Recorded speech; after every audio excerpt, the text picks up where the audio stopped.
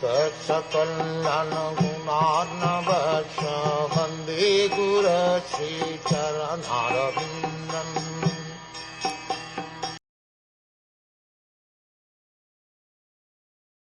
It was so observed by Vidor that Uddhava had all the transcendental bodily changes due to total ecstasy, and he was trying to wipe away tears of separation from his eyes. Thus Vidor could understand that Uddhava had completely assimilated extensive love for the Lord. The symptoms of the highest order of devotional life were observed by Vidor, an experienced devotee of the Lord, and he confirmed Uddhava's perfectional stage of love of Godhead. Ecstatic bodily changes are manifested from the spiritual plane and are not artificial expressions developed by practice. There are 3 different stages of development in devotional service.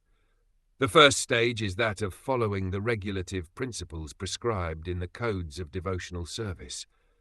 The second stage is that of assimilation and realization of the steady condition of devotional service, and the last stage is that of ecstasy symptomized by transcendental bodily expression. The 9 different modes of devotional service, such as hearing, chanting, and remembering, are the beginning of the process.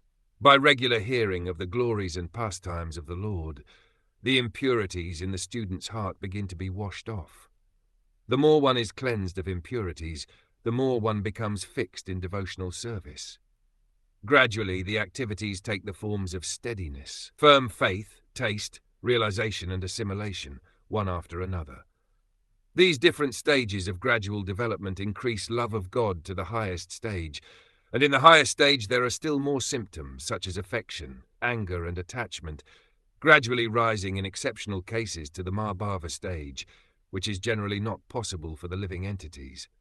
All these were manifested by Lord Sri Chaitanya Mahaprabhu, the personification of love of God.